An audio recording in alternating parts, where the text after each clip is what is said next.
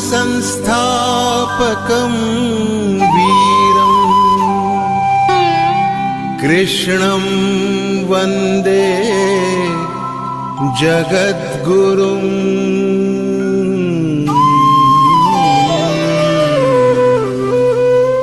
ईश्वर भक्ति भाव से बहती संस्कारों की धारा, भारत माँ की सेवा में गीता परिवार हमारा, गीता परिवार हमारा।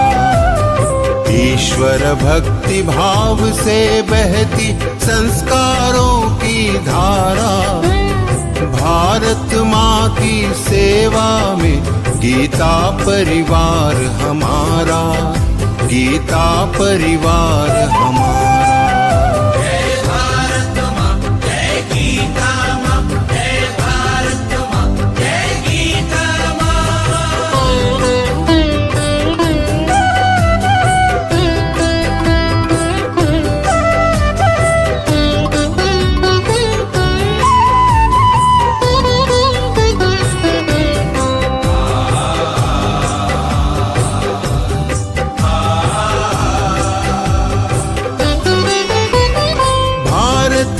संस्कृति का वैभव जग में सबसे न्यारा, जय भारत माँ जय गीता माँ, जय भारत माँ जय गीता माँ। भारतीय संस्कृति का वैभव जग में सबसे न्यारा, ज्ञान और विज्ञान यहीं से सबने पाया सारा, सबने पाया सारा। कुछ भूलों से हारा फिर से जीते देश हमारा, गीता परिवार हमारा, गीता परिवार हमारा। जय भारत माँ जय गीता माँ, जय भारत माँ जय गीता माँ।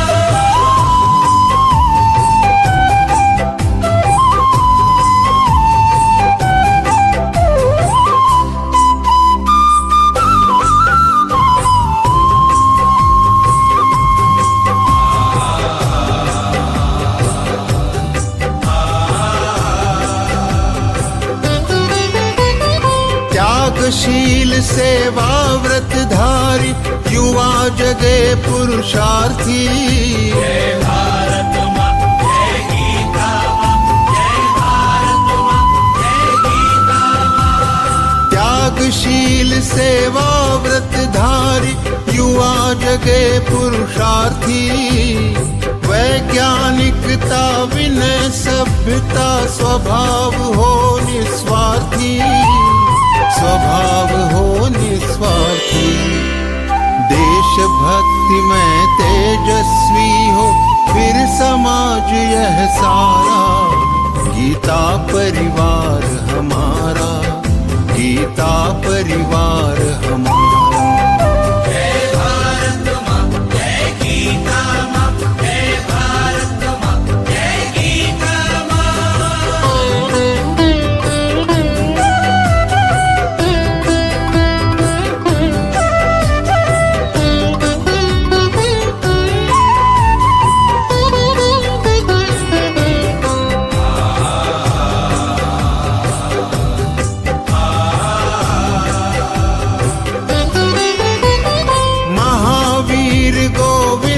शिवाजी बुद्ध गगन के तारे, जय भारत माँ जय गीता माँ, जय भारत माँ जय गीता माँ। महावीर गोविंद शिवाजी बुद्ध गगन के तारे, परंपरा की पुण्य चेतना उर में हम सब धारे, उर में हम सब धारे।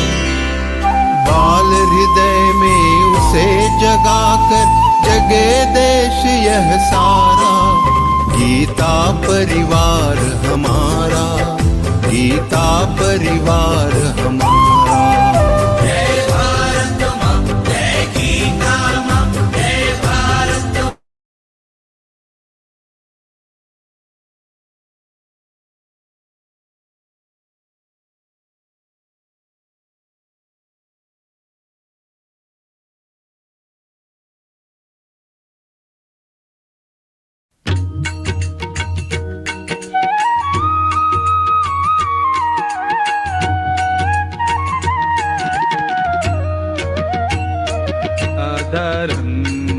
मधुरं वदनं मधुरं नयनं मधुरं हसितं मधुरं हृदयं मधुरं गमनं मधुरम् मधुराधिपतेरखिलं मधुरं मधुराधिपतेरखिलं मधुरम्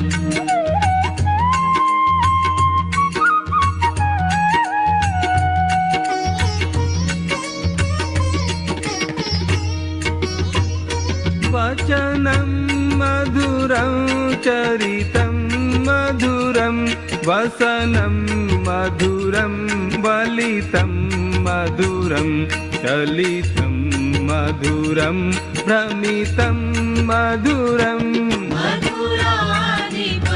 मधुराधिपतेरखिलं मधुरं मधुराधिपतेरखिलं मधुरम्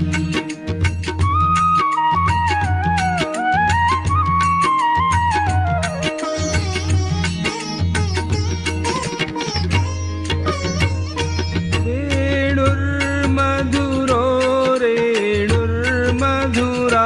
पाणिर्मधुराः पादौ मधुरौ नृत्यं मधुरं सख्यं मधुरम्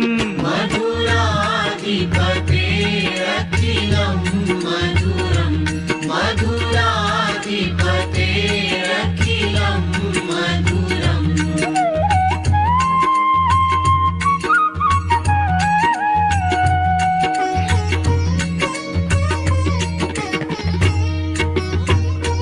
गीतं मधुरं पीतं मधुरं भुक्तं मधुरं सुप्तं मधुरं रूपं मधुरं तिलकं मधुरम्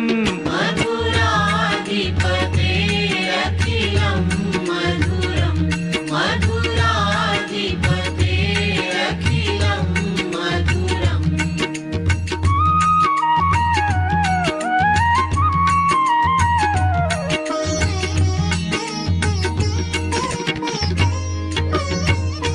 तरणं मधुरं तरणं मधुरं हरणं मधुरं स्मरणं मधुरं वमितं मधुरं शमितं मधुरम्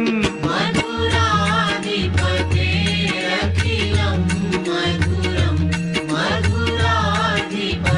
मधुराधिपतेरखिलं मधुरम्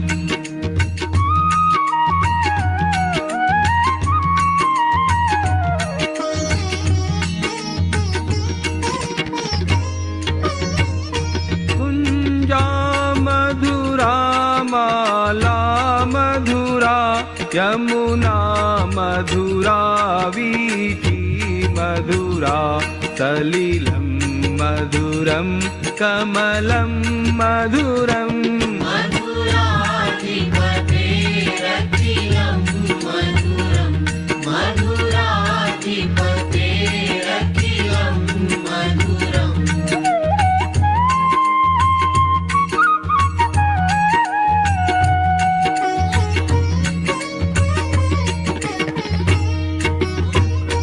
गोपी मधुरा लीला मधुरा युक्तं मधुरं मुक्तं मधुरं दृष्टं मधुरं शिष्टं मधुरम् मधुराधिपतेरखिलं मधुरं मधुराधिपतेरखिलं मधुरम्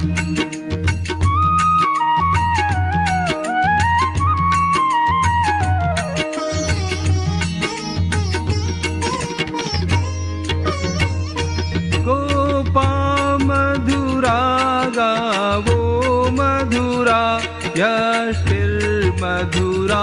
सृष्टिर्मधुरा दलितं मधुरं फलितं मधुरम् मधुराधिपतेरखिलं मधुरं मधुराधिपतेरखिलं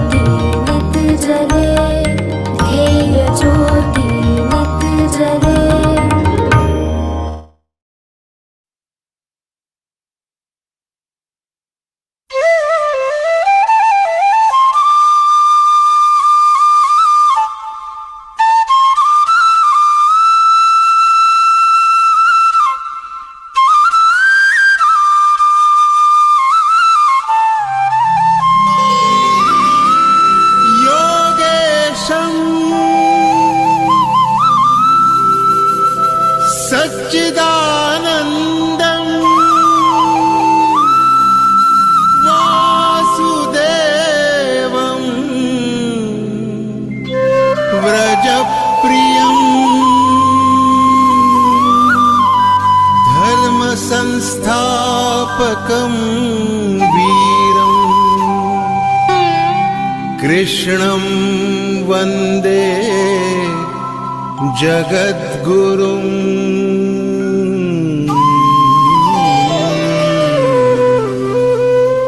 ईश्वर भक्ति भाव से बहती संस्कारों की धारा, भारत माँ की सेवा में गीता परिवार हमारा, गीता परिवार हमारा।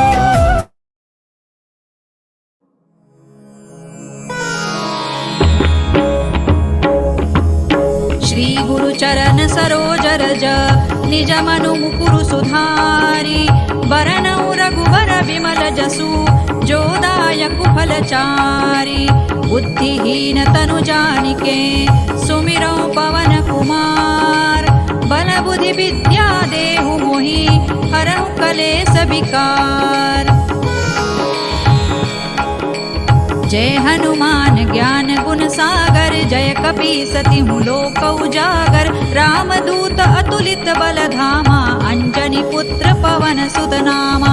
महावीर विक्रम बजरंगी, कुमति निवार सुमति के संगी। कंचन बरन विराज सुबेसा, कानन कुंडल कुंचित केसा। हाथ वज्र और ध्वजा विराजे, कांधे मूज जनेऊ साजे। शंकर सुवन केसरी नंदन, तेज प्रताप महाजगवंदन। विद्यावान गुणी अति चातुर, राम काज करिबे को आतुर। प्रभु चरित्र सुनिबे को रसिया, राम लखन सीता मन बसिया। सूक्ष्म रूप धरि सियहि दिखावा, विकट रूप धरि लंक जरावा। भीम रूप धरि असुर संहारे, रामचंद्र के काज सवारे। लाय सजीवन लखन जियाए, श्री रघुबीर हरषि उर लाए। रघुपति कीन्ही बहुत बड़ाई, तुम मम प्रिय भरतई सम भाई। सहस बदन तुम रोजस गावे, अस कहि श्रीपति कंठ लगावे। सनकादिक ब्रह्मादि मुनीसा, नारद सारद सहित अहिसा। जम कुबेर दिक्पाल जहाते, कवि कोविद कहि सकै कहाते।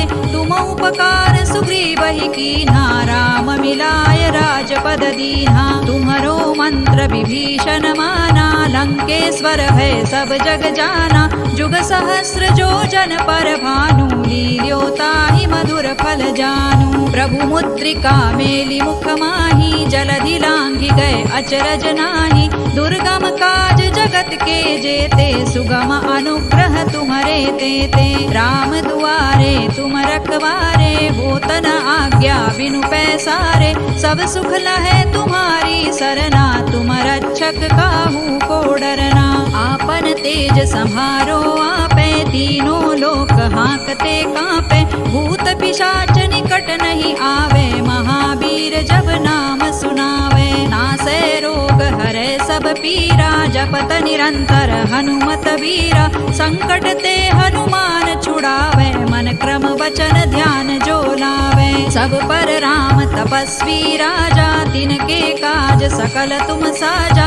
और मनोरथ जो कोई लावे, सोई अमित जीवन फल पावे। चारों जुग परताप तुम्हारा है, प्रसिद्ध जगत उजियारा। साधु संत के तुम रखवारे, असुर निकंदन राम दुलारे। अष्ट सिद्धि नौ निधि के दाता, असवर दीन जानकी माता। राम रसायन तुम्हारे पासा, सदा रहो रघुपति के दासा। तुम्हारे भजन राम को पावे, जन्म जन्म के दुख बिसरावे। अंत काल रघुबरपुर जाई, जहाँ जन्म हरि भक्त कहाई। और देवता चित्तन धरई, हनुमत से सर्व सुख करई। संकट कटे मिटे सब पीरा, जो सुमिरे हनुमत बलबीरा। जय जय जय हनुमान गोसाई, कृपा करहु गुरुदेव की नाई। जो सत बार पाठ कर कोई, छूटहि बंदी महासुख होई। जो यह पढ़े हनुमान चालीसा, होय सिद्धि साखी गौरीसा। तुलसीदास सदा हरि चेरा, कीजय नाथ हृदय महडेरा।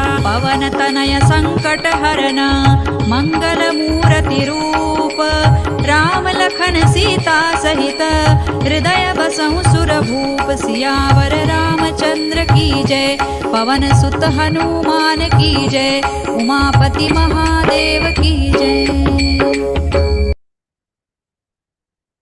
Jai Shri Krishna. The blessings of Yogeshwar Shri Krishna and Param Pujya Govind Dev Guruji Maharaj. I, Tanushree Mehta, humbly welcome you all for today's interpretation of very enlightening ये थोड़ा सा chapter of loudly 6th Adhyay, थोड़ा first सा part. Loud कीजिए थोड़ा सा loud The कीजिए three part of same, we are fortunate enough for learning slokas flawlessly and deeper meaning for the same. For the first part, we come to know the meaning of yoga of self-control. Now, let's join our hands and move to the prayer. Prayer is integral part of the culture and expression of devotion to connect with God and seek blessing for oneself and for others too. So for today, I would like to welcome Anant Lakshmi Maniji from Pune. Shraddha will become serving as a co-trainer from L1. Join Geeta Pariwar October 2022. Welcome Didi for the prayer. जय श्री कृष्ण। वसुदेव सुतं देवं कंसचाणूरमर्दनं देवकी परमानन्दं कृष्णौ वन्दे जगद्गुरुं श्रीकृष्णौ वन्दे जगद्गुरुम्। जय Shri Krishna. Thank you Didi for the melodious prayer. Now, lightening our land makes environment pure, divine, and full of knowledge and positivity lead you to brightness. For deep Prachulan, I would like to welcome Malati Ji from Bangalore, homemaker, studied till MSc in psychology. Joined Geeta Pariwar in July 2023, serving as trainer from L2, taking extra classes from Jignasu, Pathak, and Pathik exam. Aspirants training selection team for 2 batches for Geetavarthi also. Welcome Didi for the deep Prachulan. निषिद्धैरप्येभिर्लुलितमकरन्दो मधुकरैः करैरिन्दोरन्तश्छुरित इव सम्भिन्नमुकुलः विधत्तां सिद्धिन्नो नयनसुभगामस्य सदसः प्रकीर्णः पुष्पाणां हरिचरणयोरञ्जलिरयम् शरदिन्दुनिभां शुभ्रां शुभ्रवस्त्रैरलङ्कृतां कलहंसकृतावासां वरदां शारदां नुमः।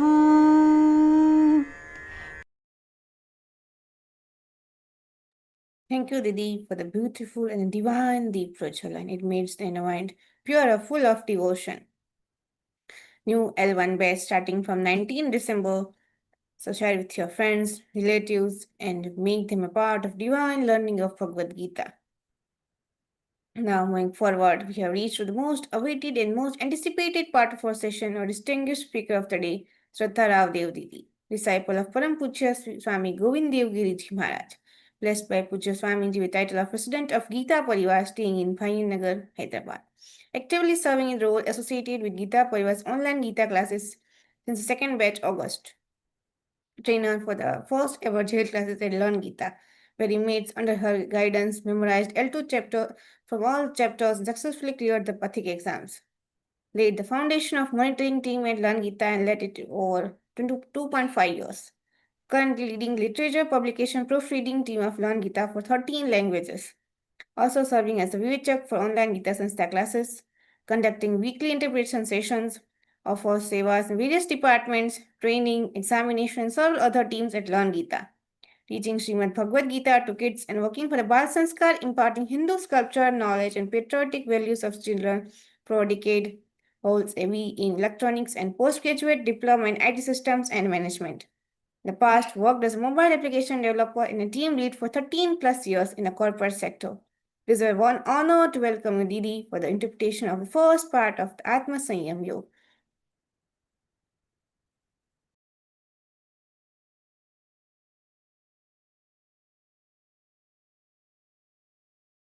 Jai Shri Krishna Didi, Jai Shri Krishna everybody. A very warm welcome to this session, all of you.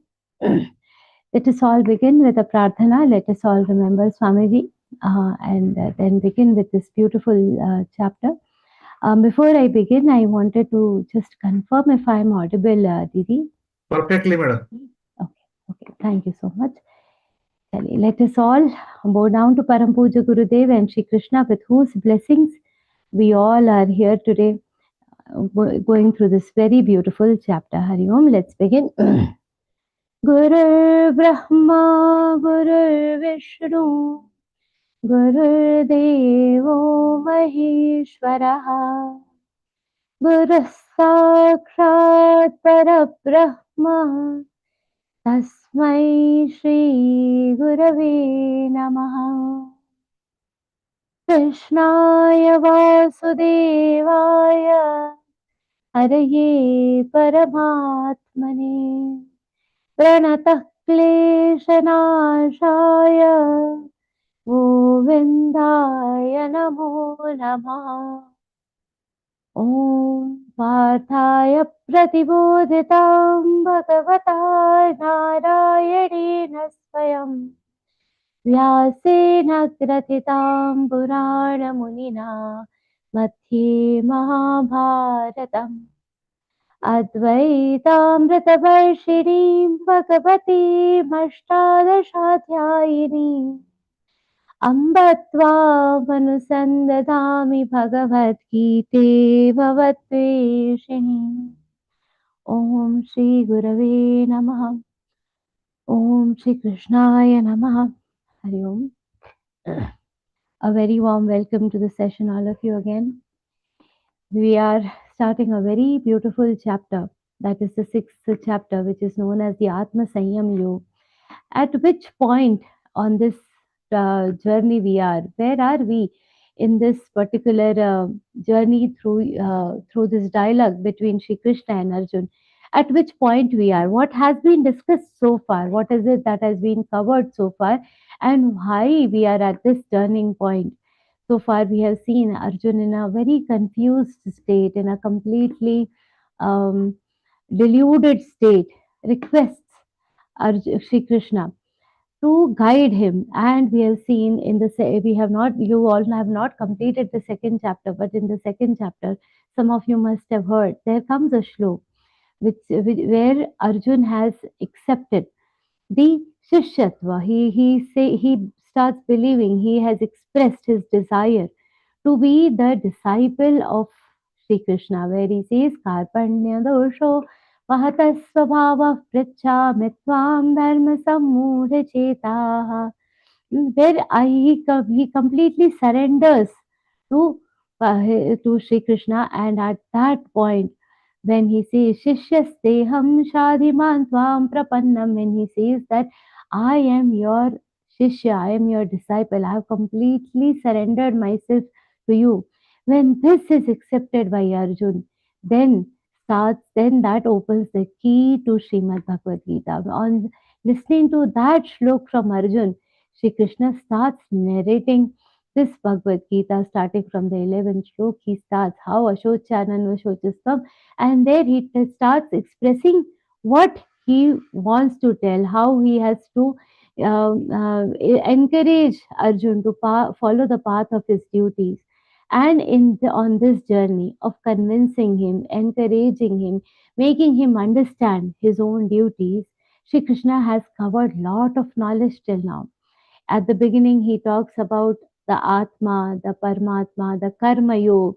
And then after explaining Karma Yoga, the Sthita Pragyata, which means the steadfastness of the intellect.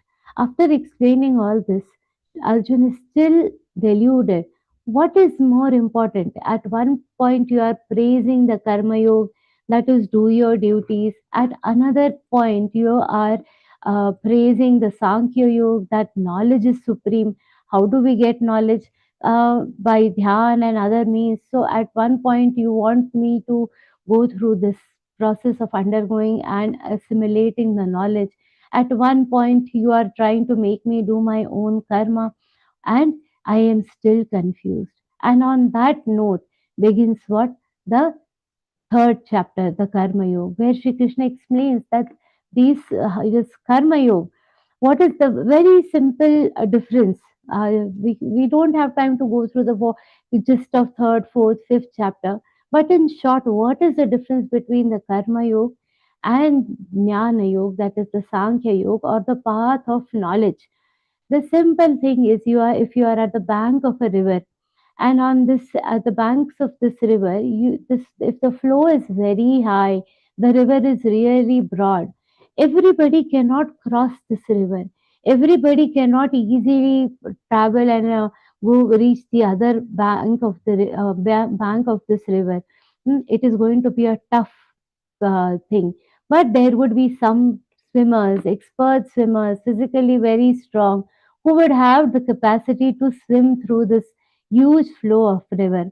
And Jnana Yoga, the path of knowledge, is like that path for the swimmers. It is tough, but it is not possible for everybody to follow that path.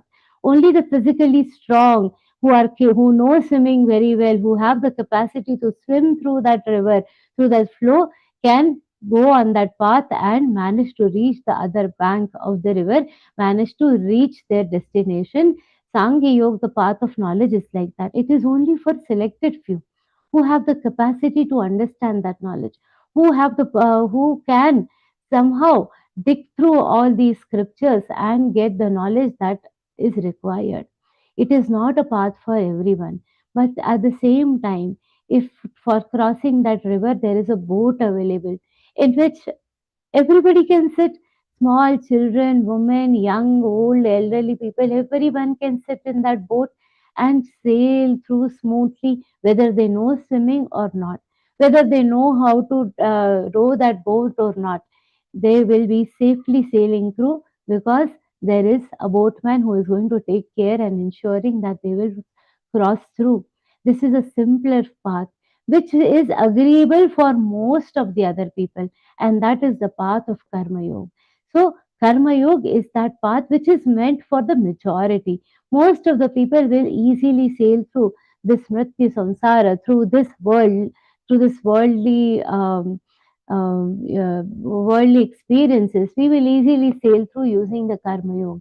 That is the importance, that is the difference between Karma Yoga.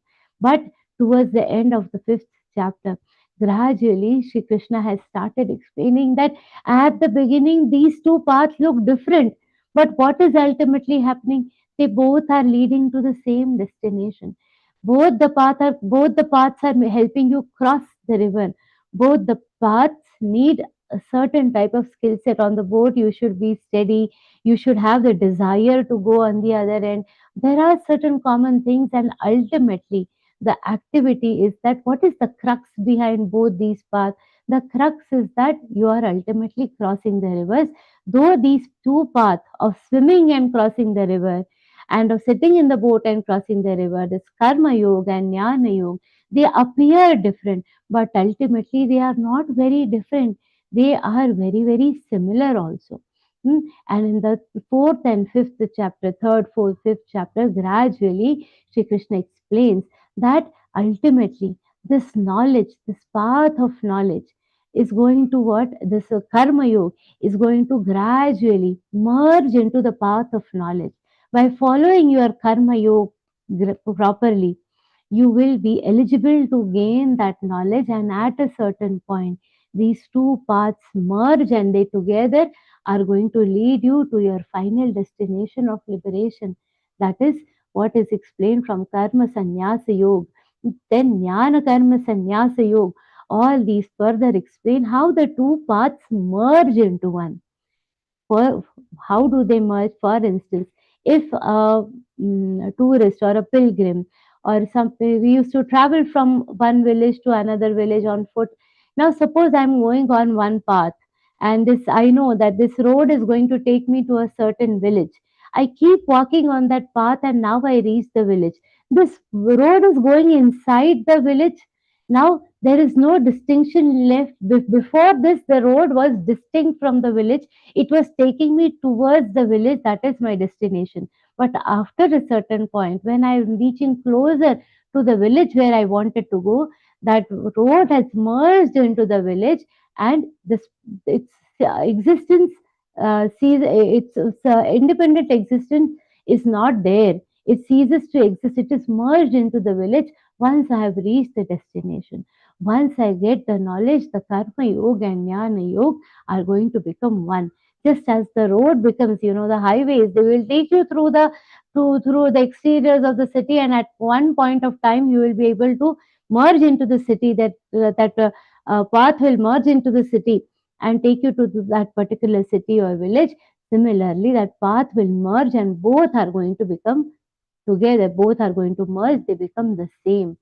And at that point of time, you will be able to go deeper into yourself and understand this path of meditation, understand this path of knowledge. But however, once such a person is on the path of knowledge, on the path of karma yoga, then there is a difference. Once we are on that path, how to sustain that path, how to bring it into your own practice. Hmm. For a person who is completely deluded, this Bhagavad Gita is the best scripture. And it is the best scripture not only because it is giving you knowledge, it is going to give you the knowledge which you can bring in your practice. Till now, what we have seen is the theoretical knowledge. Obviously, we have to bring those practice things into our practice. But once you bring it into practice, how to sustain it? How to sustain it by the practice of going inwards? How to sustain all these by going inwards, going and connecting with the Paramatma within you?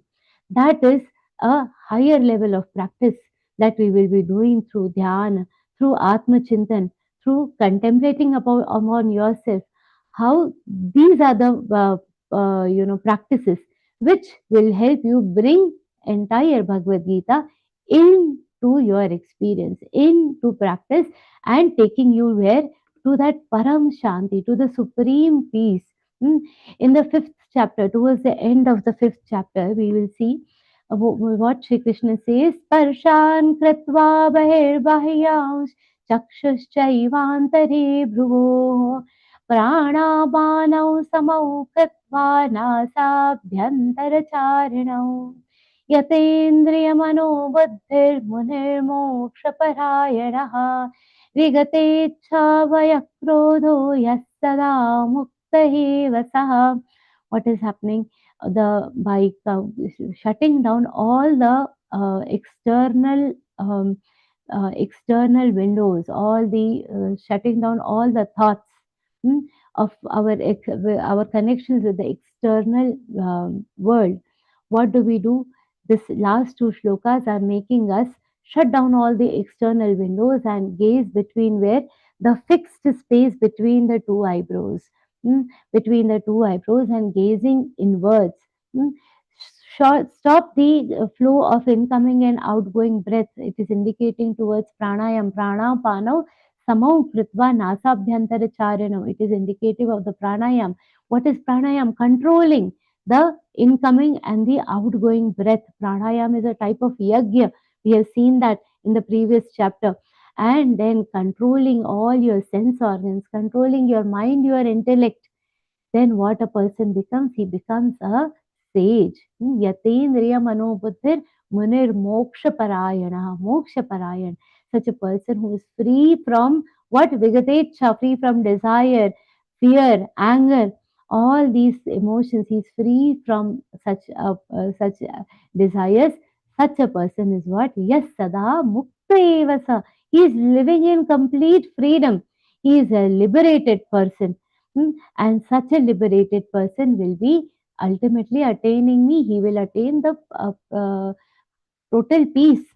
Now, having attained this state, Now, after having understood all this, Arjun is still looking confused.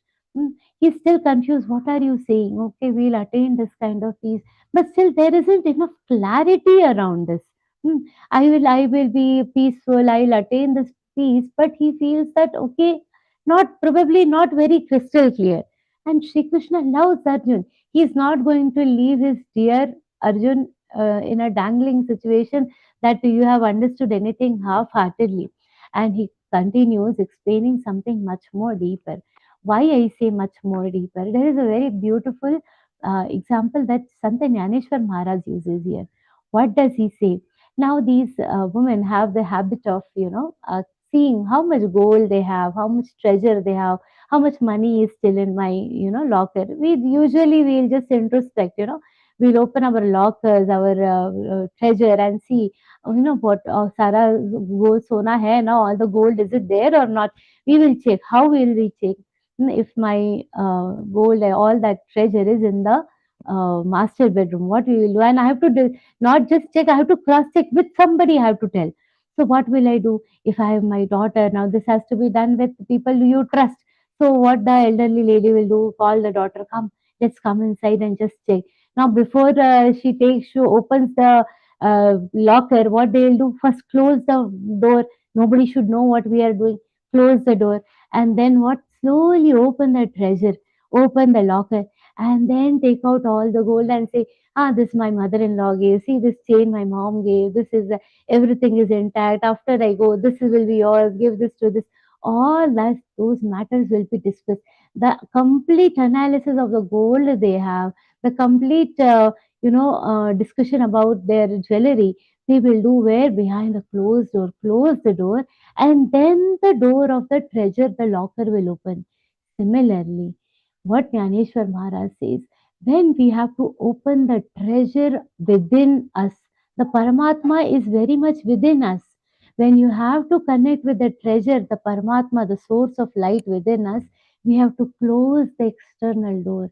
Close external door and then connect with the friend within you. Connect with the treasure within you. Open the treasure within you and see what all is lying there. What all is there with you, that deep conversation you can have only when all external doors are closed and the locker within yourself, the treasure within you is you can open, the hidden treasure comes out. And that is where the practice of dhyan comes into picture, where you close all your doors, go within, and then start contemplating what is within me. And we start focusing on that Paramatma. That is the real experience of Śrīmad-Bhagavadgītā. That is the practice of real experience of Śrīmad-Bhagavadgītā, and that is why Swamiji always quotes, as I'm quoting Swamiji, he says, this chapter is the master key to Bhagavad Gita. This chapter, there is a key that opens all keys have a separate lock. All keys will have separate lock, but there will be one lock which will be one key which will be capable of opening all the locks, that is called the master key. This chapter is that master key where after you have shut down the doors of external doors, what goes within us is clearly known to us. So this is definitely a little more advanced uh, chapter. We will see how Sri Krishna introduces this chapter, how Sri Krishna is introducing all these principles to Arjun. He begins with, he has understood Arjun's query, his delusion, and further elaborating the concept of yogi and sannyasi, Sri Krishna says, Shri Bhagavan Vacha Anashrita Karma Phalang Karyam Karma Karoti Yaha Sasanyasi Cha Yogi Cha Naniragnerna Chakriyah. What Sri Krishna is telling here is again between two people. Who are they? Sannyasi and yogi. Hmm. That is the karma yogi and a jnana yogi. About them, Sri Krishna says a person who is anashrita karma phalam. What are we? We are ashrit on karma phal. Means if I do this, what will I get? If I become a Gita Sevi, what will I get? If I teach my children, what will I get? If I go do this work, what will I get? If I am doing my Bal Sanskar work, what do we get? Why are you investing your time in this? What do you get? We all are totally dependent, ashrit, totally dependent, totally we have surrendered to the fact what are we getting. But how is this karma yogi? How is the yogi? He is anashrita. He is completely free from the influence of the results of the karma. It is my duty and I am going to do it. Such a person, hmm, karyam karotiya, the person who does the work in such a way, the person who is doing the work in such a way, such a person is a sannyasi. He is a yogi. hmm, Who and such a yogi is doing the work because he is doing the work in this pattern. What is happening? He has he is not affected by any karma. Na niragnir na chakriya. Even if he has he has abandoned all the activities, even without action, even without anything, he is a sannyasi, he is a yogi. So what is the um, basic qualification to become a yogi or a sannyasi? Both are ultimately related, but what is the basic qualification? That you should be free from the influence of the karma fal, free from the influence of what am I going to get. What people will usually just work on the fact that okay, this is what I am supposed to get. No, because it is my duty, I have to follow it. Hmm. When a person does the work in such a way, he becomes a sannyasi and yogi. And how does he work? What are his traits? Hmm. How does he do that? How does a person work or go on the path of becoming a yogi? Yam sanyasamiti prahur yogantam vitti pandavam न यस्यन्यस्तसङ्कल्पो योगी भवति कश्चन. Hmm. This sannyas is not very different from yoga. They are slightly different. But remember that this anashrita karma phalam, the many people feel that sannyas is freedom from doing work. Just don't do any work and that is sannyas. It is not sannyas. Sannyas is not freedom from work, or sannyas does not mean uh, abandoning the work. What does it abandon? It abandons the dependence on the result of your work. It is not that I am abandoning my work that makes me a sannyasi. No. If I abandon my attachment to the results of this karma, that is a sannyasi. A sannyasi is not somebody who has left his worldly duties. A sannyasi is the one who has left the expectations from this world. And such a sannyasi, yam sannyasamiti prahu, such a person is a sannyasi, and he is on the path of yoga. Yogam tam vidhi pandava. Such this is not different from yoga. Now because he is on this path, a sannyasi after following the karma yoga diligently. This is anashrita karma phalam is what is basic qualification of karma yoga. So such a sannyas is going to take you where? It is going to take you on the path of yoga. Nahyasanyasta sankalpo yogi bhavati kaschana. Such a sannyasi is going to be a yogi. How? Nahi yasanyasta sankalpo. Nahi asanyasta sankalpa. In the last session, if you heard the sankalpa, what is the meaning of this word sankalpa? We should know. Sankalpa in our scriptures, it is defined as samyakwena kalpanam iti sankalpa. Samyakwena kalpanam means what? I see a beautiful dress and I feel, wow, this is nice. I want it. I want it. The comment that our mind makes, this is beautiful. I want it. That is sankalpa. When sankalpa can be of multiple types. Sankalpa, one sankalpa could be we do window shopping. There is a term called window shopping. What do we do in window shopping? Oh, wow, beautiful. This is such a nice necklace and nice this.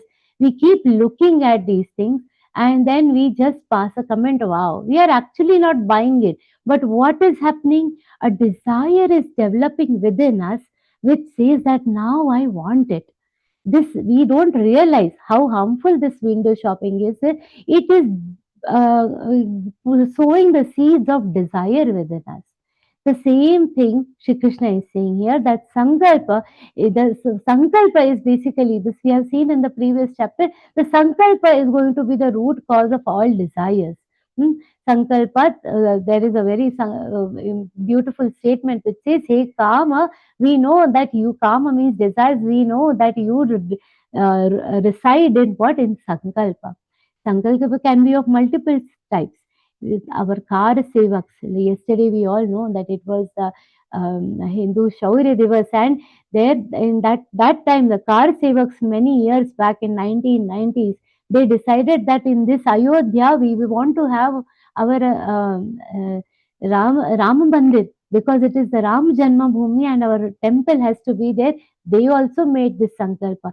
Any sankalpa in interest of the society, in interest of the interest of humanity, in interest of the balance between this prakriti and our life, our jivan, any sankalp in interest of maintaining the balance between an individual, a society, and the prakriti, the nature at large, is a desirable sankalpa.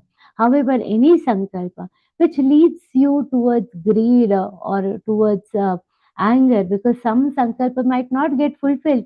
I desire to buy a car worth 25-30 lakh and I cannot afford it. And if I cannot afford it, I'm not going to get it, and then it is going to give rise to depression, ultimately anger, ultimately jealousy, and whatnot.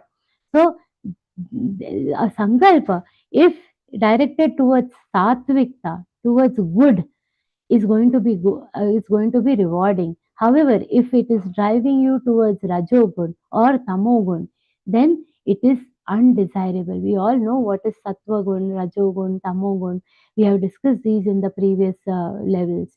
So any sankalpa which drives you towards sattvika is a good sankalpa to have. But other sankalpa, other types of sankalpa, Sri Krishna says they should be avoided. Hmm?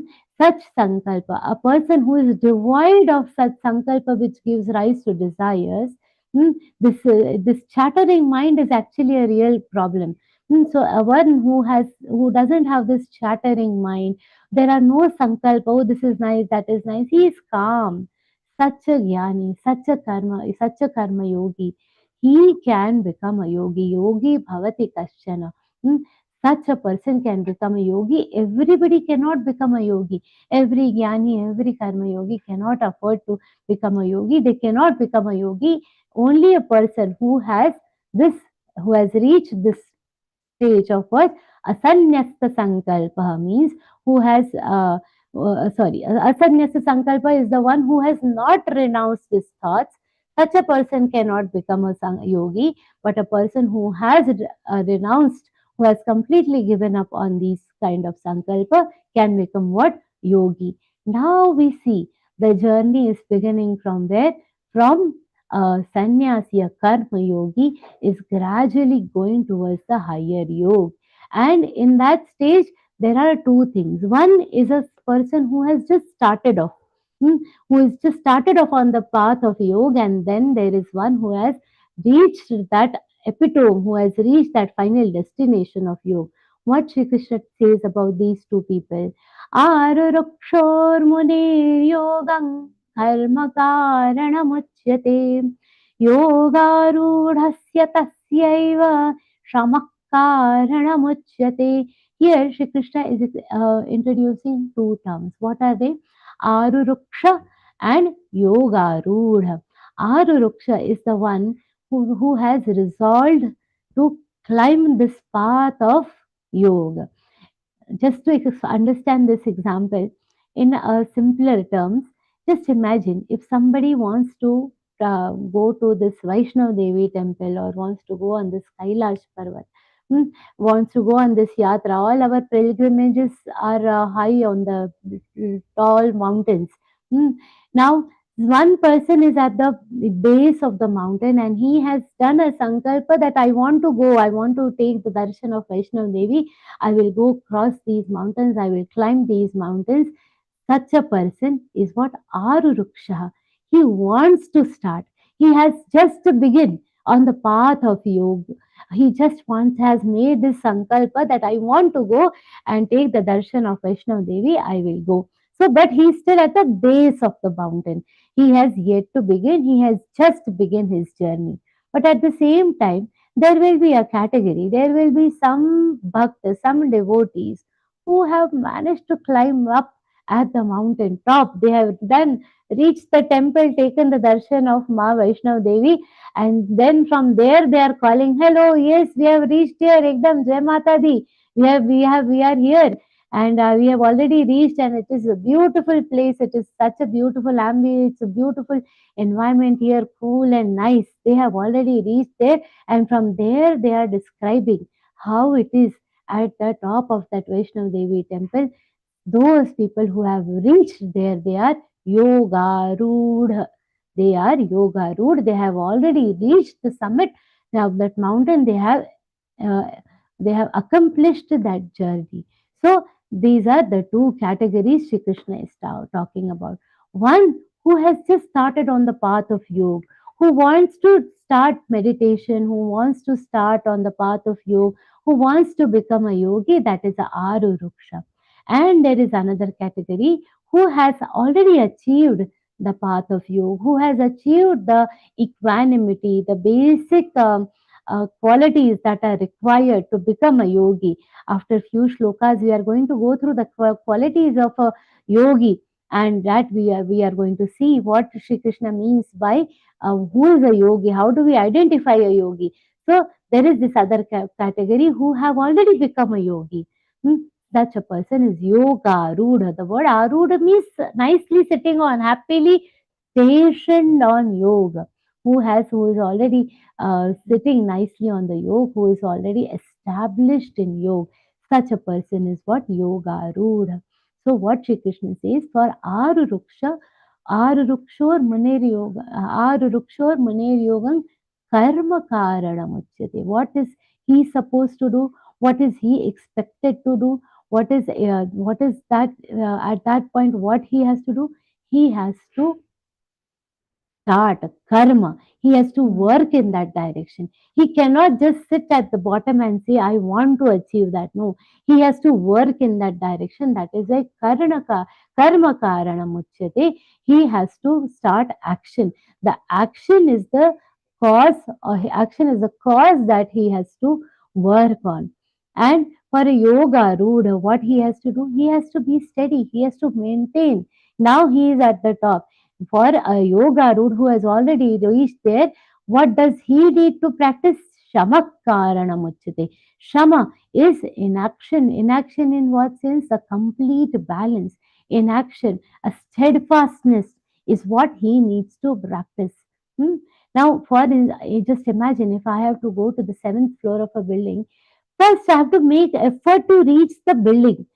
I have to, take a cab, take a car, take a auto, do whatever, run and rush to that bottom, to the building. Once I have reached the building, and now from there, I just have to be at the seventh floor. What I have to do? Once I enter the lift, run to the lift, and once after entering the lift, what I have to do? Stand still. Stand still. Whatever has to be done now will be done by the lift. This is the state of a yoga road. He has to be still. He has to be there one, and that is going to keep him maintained at that level where he has to be. If he has to go to the seventh floor, I will reach there.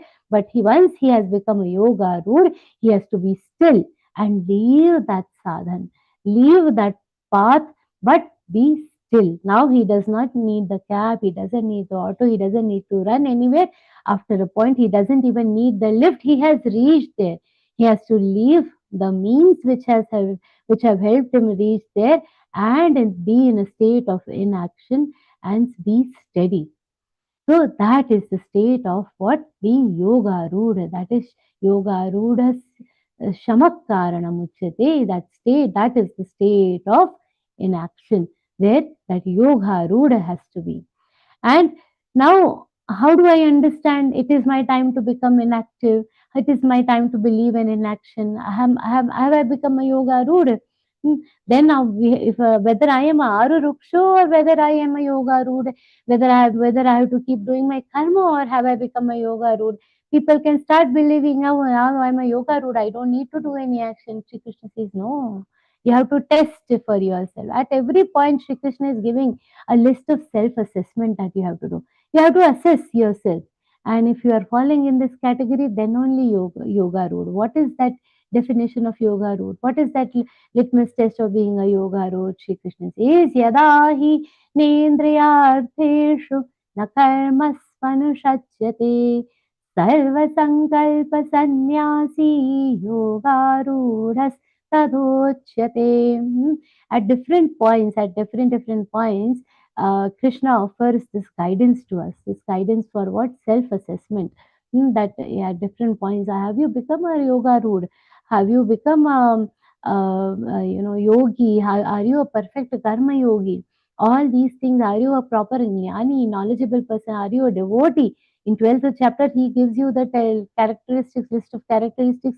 You have to check to know whether we are a devotee or not. Are we going to be the favorite devotee or not? Hmm. So here Shri Krishna says, now you, what is that characteristic which is going to tell you whether you are yoga rude? There is no degree which can be given that I have given this examination and I am becoming a yoga rude. No, for that you have to assess yourself, look at yourself, and what is the criteria? Yada hi indriyarteshu the anushajjate, means what? That a person is not attached. Anushajjate means severe attachment towards what? In the in the subjects of our sense organs, in the artheshu. Na karmasu anushajjate. So the one. So it is basically a state in which we are um, having three things. One is I don't want to know anything. I don't want to do anything and I don't want anything. Means what? Now this is very important. Okay.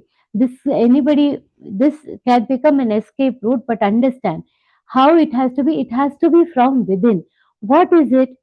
Now, suppose somebody tells me, listen, there is a very beautiful, must restaurant is there, very nice restaurant. You must visit and taste the chaat over there. What will happen? If I am not somebody who is, very disinterested in outside food, some people will say, ah, no, I'm not interested, I'm not interested. But from within, there will be a curiosity. Anyways, where is this restaurant? That thing will automatically come. The curiosity will be there. But somebody who has from within completely given up on all these desires, don't care about this, are only eating sattvic food made at home. Such a person will not even have that basic curiosity. Where is it? They'll say, "Acha, acha, okay, hey, now fine, no problem." They will not be even bothered to ask, where is this restaurant? So there is no curiosity. They don't want to know anything. Now, still there would be some people, there are people around us who want to bring us out of our yogi state, no? So what they will say, Are, nahi, chalo, this such and such is just 2 minutes from your house. And though I was not curious, somebody else told me.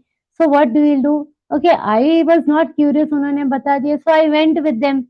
But a person who is really not interested in all these activities will say, no, I don't want to do anything. So they don't want to know it, they don't want to do it.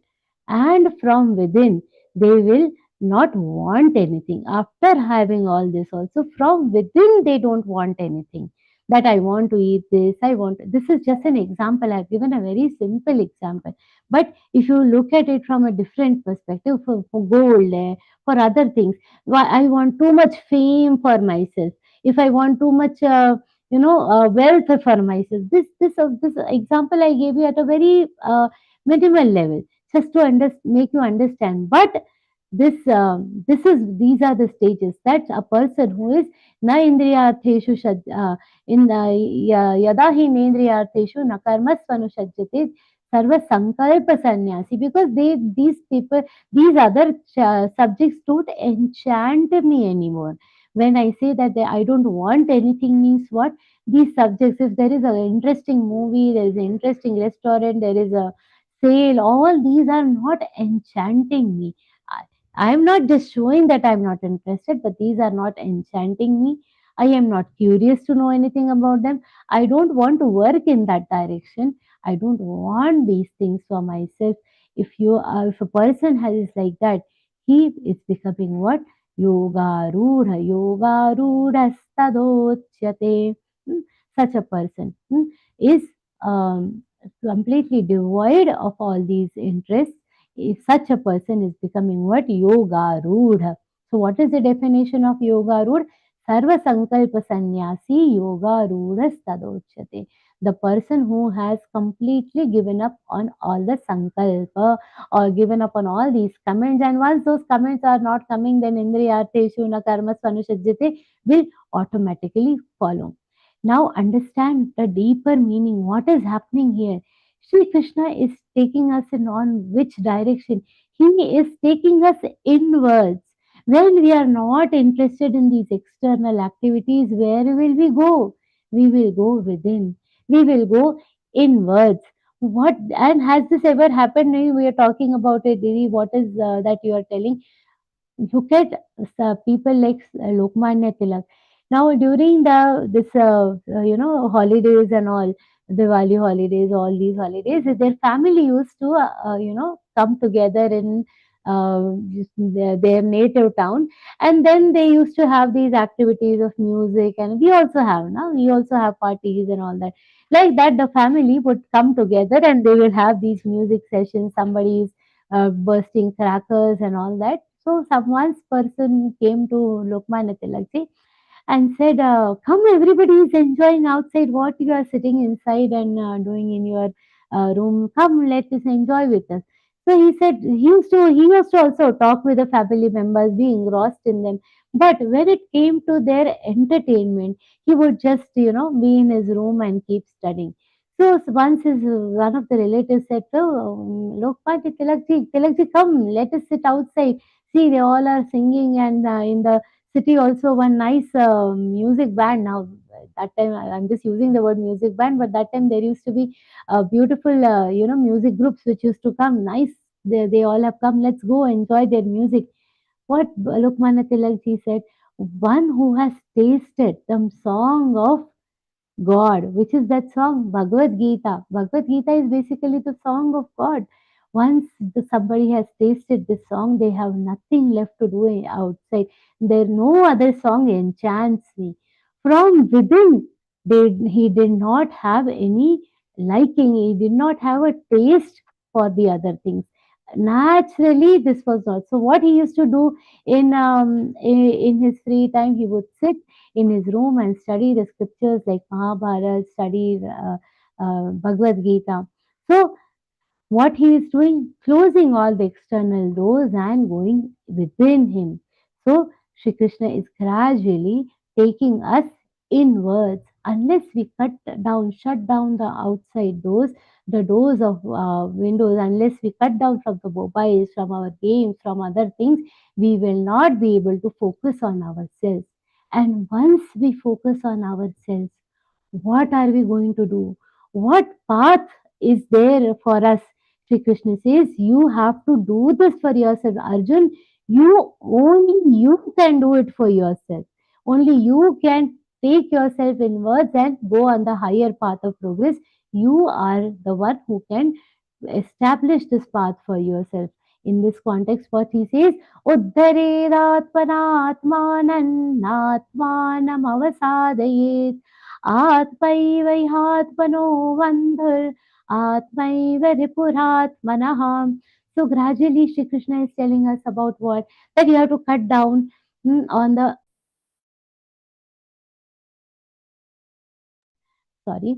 So what will happen? Shri Krishna has told us that first you have to develop a distaste towards all these things.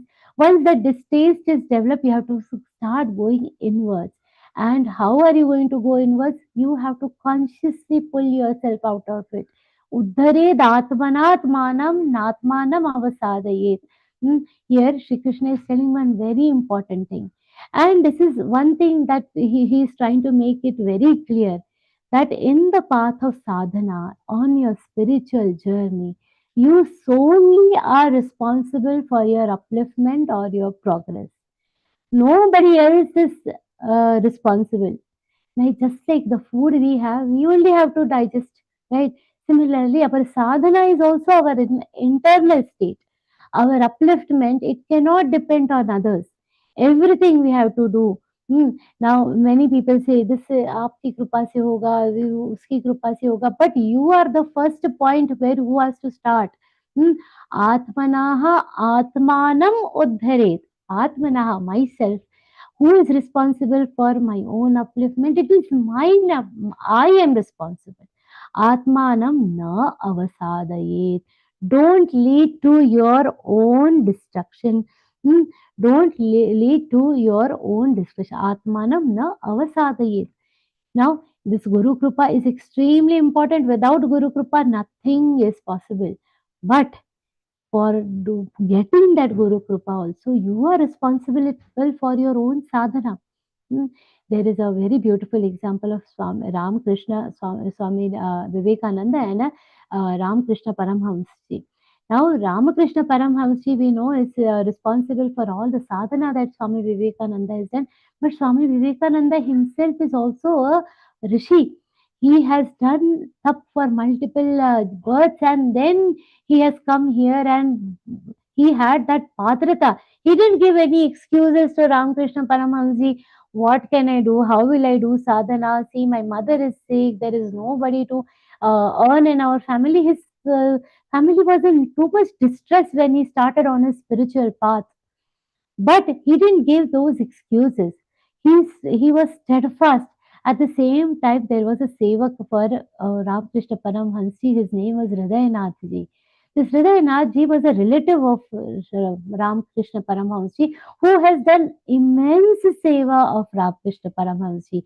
He has done lot of seva, but from within he was really had some quality, had some undesirable qualities of his personality, due to which he was asked to leave the mutt. Ultimately, the people who were there with Ramakrishna Paramahamsi, Ramakrishna himself says that without his seva, I wouldn't have survived. He has taken care of my body. So he used to love this Hridayanathji a lot. But ultimately, because of the avgun that he had, because of the undesirable qualities that he had to be, disallowed from entering the mutt. What Ramakrishna Paramahamsa used to do, he used to go till the fence of the mutt, go and meet him, because he loved, he is a saint. Saints cannot stop loving anybody. He was very grateful. He used to go meet Hridayanath and come. Irrespective of being so close to such a great saint, he could not give away on the bad undesirable qualities. He could not reach the level of spirituality that Swami Vivekananda reached. Why? Because he himself is responsible for it. Nobody made him do the papa karma that he ended up doing. It is he himself who was responsible for it.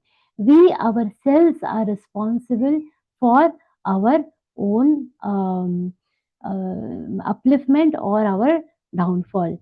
So, if someone is lacking in their own ability, no amount of grace can truly support them. No amount of Guru Kripa can bring you up if you don't build any merit to get those blessings.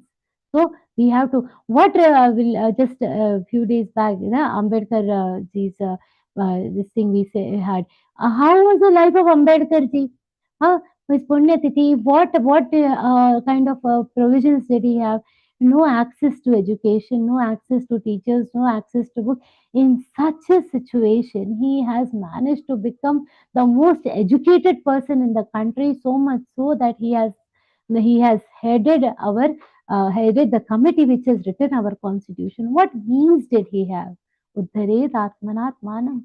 It was within him that he has decided. So what Shri Krishna is saying, stop giving excuses. We all are excuse experts. My husband doesn't allow me to do, my wife doesn't allow me to do. So people will say, when we talk about Bal Sanskar and talk about come attend our Bhagavad Gita classes, what people will tell, no time, Didi, this, my husband doesn't like, me doing this. Where? Don't give these excuses. What was the support that Mirabai's husband gave, Mirabai's family gave to Mirabai to follow the path of devotion? Nothing. What support did Sant Tukaram Maharaj get from his spouse for following the path of devotion? Nothing. So stop giving excuses. We ourselves are responsible. We are responsible for what? Our own upliftment, our own progress. Hmm? Based on our willpower, we can do anything. Swami Vivekananda, Ambedkar ji, Sant Tukaram Maharaj, Mirabai, all these people that we spoke about, based on their willpower, they have managed to achieve what they have achieved. They could have given excuses. They had more genuine excuses than what we have. But in spite of all this, what they have done, they have set themselves on the path. They were not destructive. They didn't bow down to the situations. Atmanam na avasadayet. They led on the path of progress. So for that, what we have to do? We have to become our own friend. We have to think for ourselves. We have to face this world with full confidence. For that, we have to become our own friend. How do I become my own friend and how do I turn into my own enemy? Shri Krishna explains in the next slok. Bandharatmatmanastasya yenatmaivatmana jitah अनात्मनस्तु शत्रुत्वे वर्तेतात्मैव शत्रुवत्. God gives us a very simple test. Shri Krishna says there is a very simple test. Whether you are your own friend or are you your own enemy. To find this out, you have to give a very simple test. What is that test? You have to see how much control do you have over yourself. Hmm. The more the control you have on yourself, the more friendly you are towards yourself. The loose your control is on yourself, you are your bigger enemy. So the amount of control a person has on themselves determines their degree of friendliness and enmity towards themselves. So if I have more control, the more my self control, the more he becomes his own friend. And when someone lacks that control, he ends up becoming his own enemy. More the self control, more I become my friend. Tasya atmanaha atma bandhu. My atma is myself. Myself becomes my bandhu, my friend. When I have what? Full control. Yena atma eva atmana jitaha, the one who has self control. But Natu tu anath manaha atma eva shatruvat. To anath manaha means the one who does not have control over himself. Atma eva shatruvat. The self becomes his own enemy. Hmm? So what is the message in this? The more I neglect the self-discipline, the more harm I do to myself. Hmm? So the more I start feeling that other things are controlling me. Hmm, what excuses we were talking about, the excuses in the previous slok. So what excuses we give? These these responsibilities because of which I'm not able to take care of be on the journey of learning Bhagavad Gita. All other excuses people will give. Now what Shri Krishna tells over here, that all these excuses are only going to be because we do not have control over ourselves. If because we don't have control on ourselves, all these uh, things are becoming the barriers for us. Hmm. Things don't hold us. The world does not hold us back. We are allowing the world to hold us back. Hmm. So here one example, I'll tell you this again. Swami Ramdas Swamiji, he used to travel from one place to another place, and when he used to travel, he used to stay at the houses of different patils in the various villages. He visited one of these patil, and he said that now this wealthy man, this he was a very wealthy businessman, a very wealthy vyapari. He said, "Oh, your life is so nice, Swamiji. I also want to do like be on the path of the spirituality. But what is happening? This samsar, this world is holding me back. Always the samsar holds me back. I'm not able to do anything. I also want to practice spirituality like you, but it's not possible for me. The मेरा संसार मुझे पकड़ता है. That sansar is holding me back." So when Ramdas Swamiji was leaving his house, the next morning, just when they were about to leave, Swamiji, he just held one pillar in the house. And then everybody says, Chaliye, Swamiji, it's time to leave. Then Swamiji held the pillar and said, no, but what do I do? This pillar is not letting me go. Now his disciples were confused. What do we say to him? What happened to Swamiji? What is he saying? Swamiji, please don't do joke. Please come with us. I said, no, but the pillar is really not leaving me. Now the Sethji, all of a sudden, that intelligence came within him. He said, Swamiji, the pillar is not holding you, Swamiji. You are holding the pillar. Then Swamiji says, you are teaching this to me. The same thing you have to understand for yourself. The samsar is not holding you, my dear. You are holding the samsar. Don't give these excuses. You can follow the path of spirituality. You are holding yourself back. The samsara is not holding you back. So do not give such excuses. If we want, what Shri Krishna is trying to tell us, that if we cultivate this habit of sattva guna, if we constantly strive on this path of, becoming sattvic, then one day we will become such a jitatma. One day we will become somebody who has mastered themselves, become so truly self-disciplined and be on the path of this yoga. And on the next three shlokas, Sri Krishna is going to tell us what is the state and what are the qualities of a person who has mastered such yoga, who has done this mastery, who has mastered themselves, who have established themselves in the yoga. What are the characteristics of a self-mastered yoga rudha individual? What is that? The yoga rudha individual. Who is such a yoga rudha? Who is established in this? The for next three shlokas very beautifully explain these characteristics.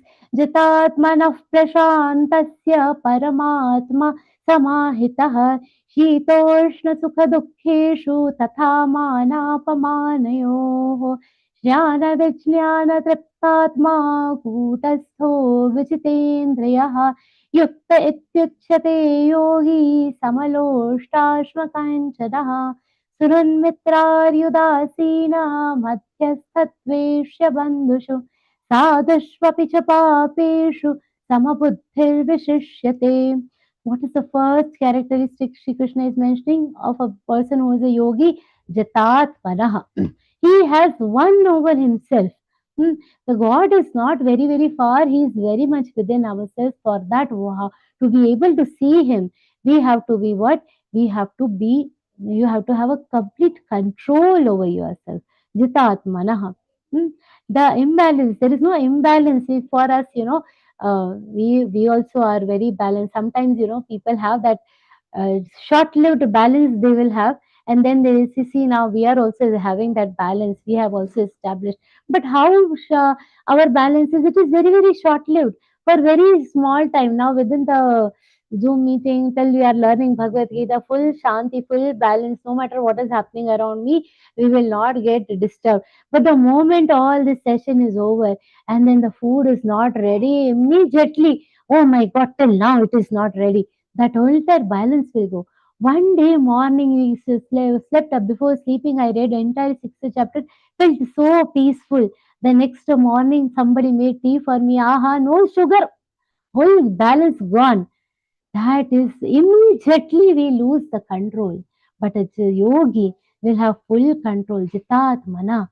He has a full control. No matter what happens, he is prashant. He is always at peace. Has self-control, complete self-control and complete peace. Always his manasthiti is always peaceful. And nirdvandva, shitoshna sukha dukkheshu Tatha Manapamanayoha. These two talk about the Nirdvandvata, means going beyond dualities of a personality.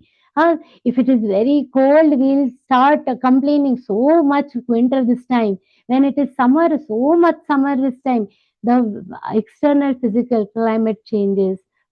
Then climatic changes around us. Sometimes somebody is tatha manapamanayo. Somebody is praising us. Ahaha. Praise is one sweet that everybody loves. Everybody is just praise is that one dessert everybody loves to have. And at the same time, little criticism will come. You shouldn't have done this. Gone, full our balance again. So such a person, beyond dualities a person should be. Tatha mana pamanayo. So sukha dukkha. The moment we are happy, we are very, very happy celebrating. But dukkha will immediately in happiness every time we are doing this puja part, everything enchants us. We love to do. Let one sorrow come in life. ये भगवान ने मुझे क्या दे दिया? God has only given me all the sorrow. Immediately, the person, the God whom we have been worshipping for so many months, years, so many ages, we have been praising and worshipping this God. Immediately, one sorrow comes, and what not people will say. This Bhagwan is only responsible for all the sorrow. He has given, what has He written for me? All these things will come out of our mind. Why? Shitoshna Sukha Dukkesha, we have not attained, we have not been able to go beyond these dualities. The sorrow comes to us as a result of our own past karma, which we don't know. But if I have full faith in my God, in the case of sorrow, a person who will have complete balance will say, whatever you are giving, right? It is welcome with both hands. What it is my own karma, let me live through, and let me give me the strength to sustain this sorrow. But many, very few people will be able to do that. So Shri Krishna says that, but a yoga rudha person is beyond such dualities. He is jnana vijnana triptatma. He is very content with the triptatma. Now this tripti, this satisfaction, we have to understand in a deeper way. We feel that this jnana vijnana triptatma means he is content in knowledge. It is not just content in knowledge. To understand this word, just imagine if you are having food. Now, if somebody is very, very hungry, and somebody starts eating food, when will the satisfaction come? Will it come after completing the whole food, or it will gradually start coming when you have started eating? The first bite is the most satisfying, and then gradually, when you keep eating, the satisfaction level increases. Now you feel content. Similarly, the more the person is on the path of this knowledge, their tripti will keep, the satisfaction will keep increasing. So, such a person, a yoga rude person, with on the pursuit of this knowledge, he'll keep getting the wisdom, and the self realization will start coming to him, and he'll start getting more and more satisfied. He's kutastha. He's unshaken by the difficulties that come in between. Vegetarian, he has conquered all the senses. There's other temptations, these sale, this discount, the new restaurants, all these are not going to, dwindle him at all. He is Vijitendriya, Kutastha, Vijitendriya, he has conquered his sense organs. Yukta, always in harmony. Yukta ityuchate. And what one another important characteristic Shri Krishna maintains here, Samaloštashma Kanchana, a person who believes that now the literal meaning of this phrase is who sees the lump of earth or a mud or stone and gold as same. But seeing them as same means what? Seeing them as a part of Prakriti. He understands. It is not that he doesn't know the value, the difference in the value of a diamond and a stone. But for him, both have the same level of importance. He understands that diamond is more valuable. But when it comes to desiring, if we are given a diamond and a stone, what we will do? We will immediately pick up a diamond. If somebody, just a small child, is shown a chocolate and a 50 rupee note, now the chocolate, we know that it is a 5 rupee chocolate, and then this 50 rupee note is given. A small child, what he will do? He will leave the money, he will take the chocolate because he doesn't understand that with the 50 rupee note he can buy more chocolates. But for us, what we will do? We will see both, and what we will take? We will take the note. We will care about the chocolate, right? That the yogi is like that innocent one who will see both as same. They are not interested in both, but whatever he has the same vision towards both these. But jnani, but it does not mean that he will not understand the value of the gold, or they are not foolish. They are just distasteful towards both the stone and the diamond. So that plus Surun Mitrar Yudasena Madhyastha Dvesha Bandhushu. This entire thing is one one word. He is Surun. Means what? He has a good heart, a same equanimous feeling towards whom? Mitra. Ari means towards the friend, towards their enemies, towards their relatives, hmm, and towards the ones madhyastha, towards the people who are, madhyastha means there would be some common friends, we say, my friend's friend. I know, but we are not in direct touch. Such a madhyastha, Shri Krishna doesn't leave any category untouched. Hmm. So Surun, friends, enemies, relatives, Udasina, somebody who are haters, Dveshya, those who hate me, and Bandhushu, the friends, all these, whether somebody, some people, Surun is not this necessarily a friend, but somebody who wishes well for me, might not be my friend, but will be a well wisher. Though we don't know each other, but they will will wish well for me.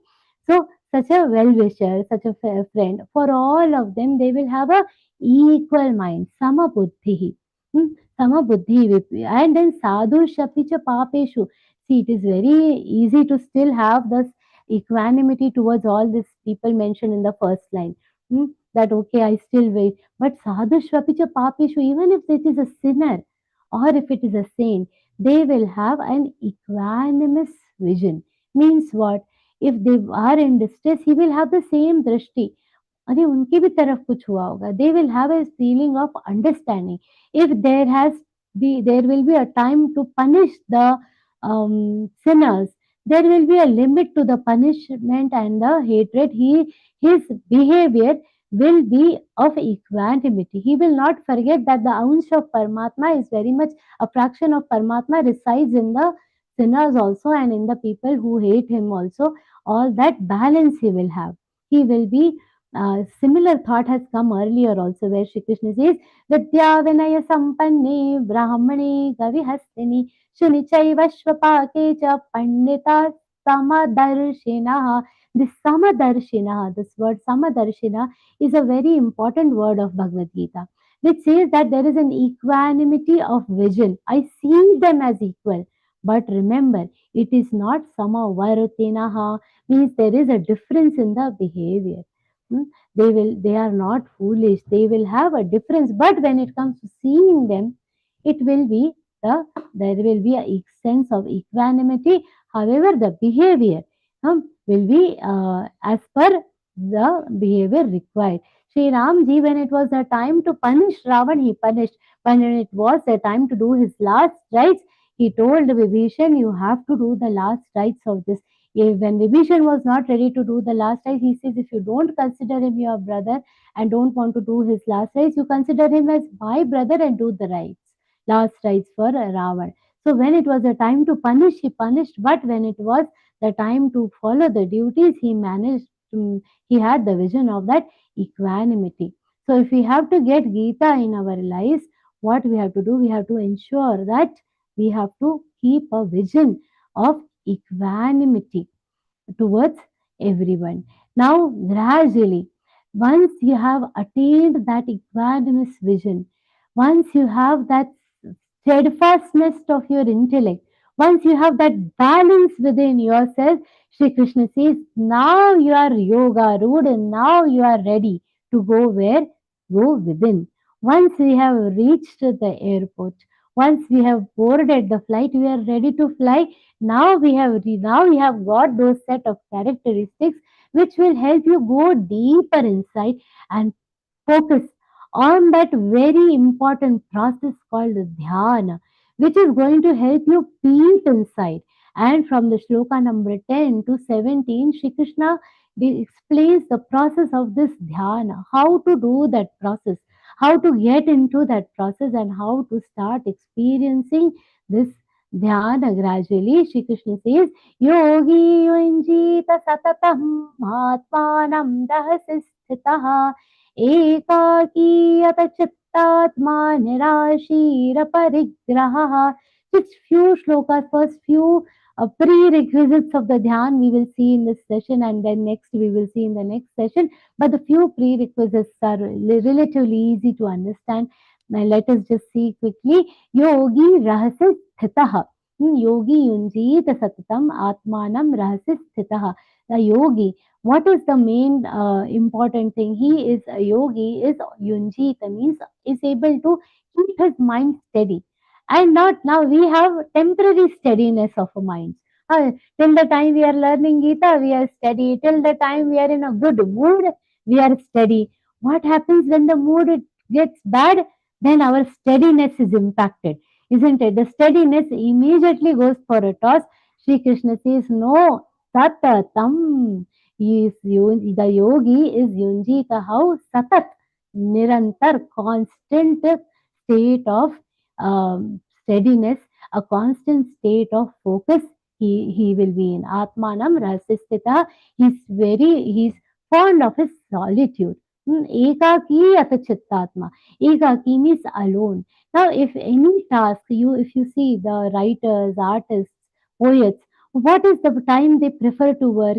Late nights or early in the morning. Why? Because there are no sounds to disturb you. Nowadays, even if you sit with the ekaki in solitude, and if you are sitting with the phone, the entire world is sitting near you. People will call you the moment, even if you don't call anybody, they will see you are online or something, they are going to call you. That is the problem with our solitude. We are, carrying the entire world in our pockets through this mobile. So, in the modern context, Swamiji says that in modern context, not only sitting with yourself, but sitting with yourself without that mobile phone. That is ekaki. Ekaki yata chittatma. Now, uh, here Shri Krishna is saying the same thing, that a person who is very easily able to practice this solitude, who is happy being with himself, and Nirashihi is free from different anxieties, from different hopes, from different anticipations around the things that he sees around us. And apparigraha, this is a very beautiful word, very important. Apparigraha. Parigraha means what? Absorbing certain things, keeping whatever we collect. You see, one person, our parigraha is what? All the different things that we keep buying for ourselves, that is parigraha. But not just physical things. There is lot of parigraha, there is lot of accumulation of things we do in our mind also. This person said this to me, my husband said this to me, he said this to me, she said this to me. This is also our parigraha. A person who is a yogi, he has aparigraha. For what is the best example of aparigraha? The best example of aparigraha is a mirror. So many reflections will come and go. So many people will see their faces in the mirror. How many reflections is the mirror capturing within himself? None. The person is going, seeing himself, going away, but a mirror has just a reflection given it back, and he is not absorbing anything. But our mind is how? It is like a sponge. Anything said, it is holding nicely. We are just accumulating ourselves. So our minds are like sponge, have lot of parigraha. But how is the mind of a yogi? He is nirashihi aparigraha. He is totally unfazed by the things that are happening around him. He is the emotional things. He is also free from the greed. Hmm? Such a person is ready. So this is what the internal state of a yogi.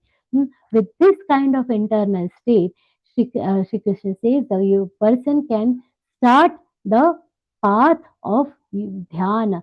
To do that, what he will do? First, attain this internal state. Once you have that ekanta, once you have that solitude, once you have that balance, once you have cut down yourself, then find a good place for yourself. And what to do on that good place? Shuchau deshe pratishtapya sthiramasanamaatmanah natyachritannatini chailajina kushottaram. To practice yoga, what we have to do? We have to make a asan, a nice seat for ourselves. How? A sacred, pure, a sanctified place. Shuchau. Shuchau means a place which is very clean, Shuddha, pure. just see a pure place and establish what? Sthira asana. Establish an asana on it. What kind of asana it should be? It should not be very high. Natyachrita nati niche. It should not be very high. It should not be very low. And it is decorated. It's not exactly decorated. It is covered by what? A cloth or a soft cloth or skin or kusha grass. In the olden days, this grass was used to for a proper seating. So that kind of asana it should be there. And then what we have to do? We have to sit in a very steady position. What? How is that steady position? These two shlokas it should be taken together. Tatraikagram mana kritva, the 12th and 13th shlok talk about the posture. So from here onwards, we will discuss in the next session what is the importance of posture in yoga. These two sets we will see from the next session.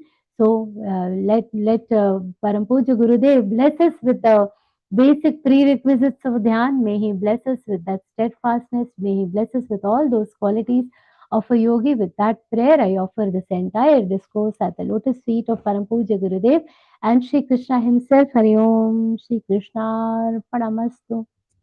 Om Tat Sat. Jai Shri Krishna, everybody. Sorry about the excess time, but we have to complete this chapter in 3 sessions. Jai Shri Krishna. Tanushree Devi, is she there? I can't see her yet. I think it is time for us to. Kailas Bhaiya, Tanushree Devi, I think she's disconnected or what? Yes. Okay. Okay, no problem. Let us all begin with the question answer session. If there are any questions, we can. Tanushree Devi, I think she Please has. raise your hands. I think she has some network issues. Thank you so much for your patient listening, all of you. If anybody who wants to say something or has to ask anything, they can raise their hands. Aruna ji has raised her hand. I request you to start your video so that Bhaiya can spotlight you. Ji, Aruna Daya ji, Jai Shri Krishna. The video stop. Can we take Nalini Didi in the meantime? Jai Shri Krishna Nalini ji, Pranam. दीदी unmute हो जाइए. Hare Krishna, can you hear me? Yes, Didi, I can hear you. Okay, I've been listening to your lectures. It is very, very interesting, and I really loved the way you are explaining. And I just had a very simple and humble question. I don't know whether I'm asking it right or not, but still I will ask.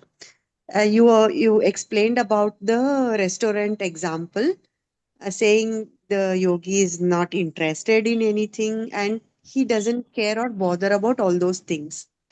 But without that basic interest, we are all human beings, isn't it? We have that,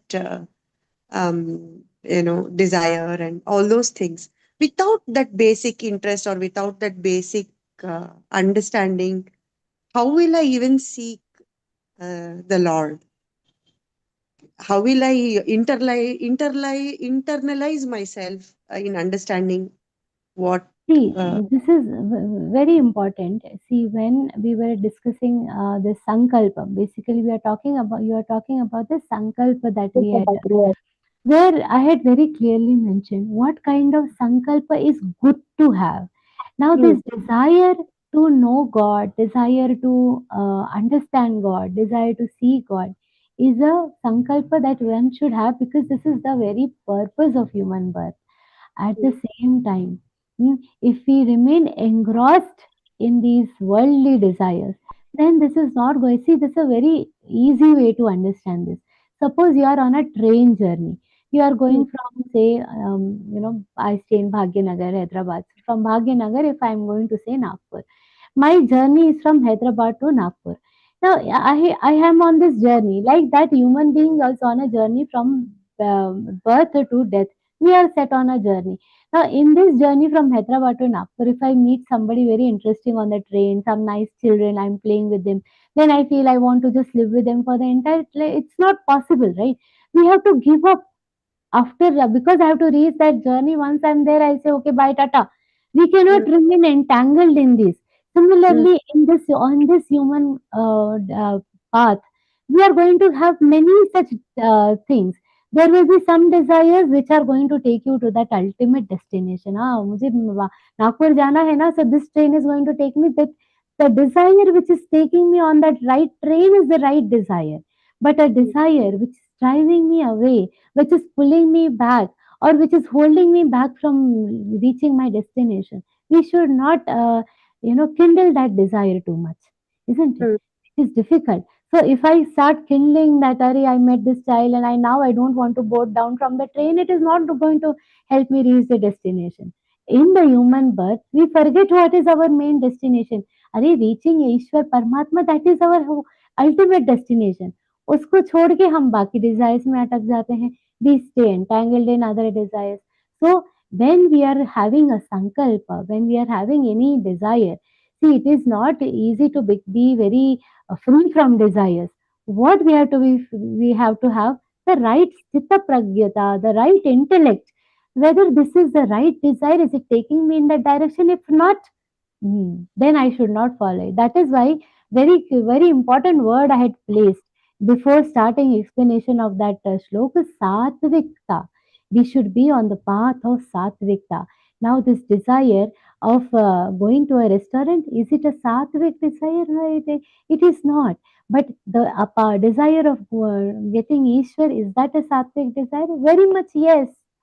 If that answer is yes, so our balance क्या है, हमारा तराजू क्या है? It is the सात्विकता or not.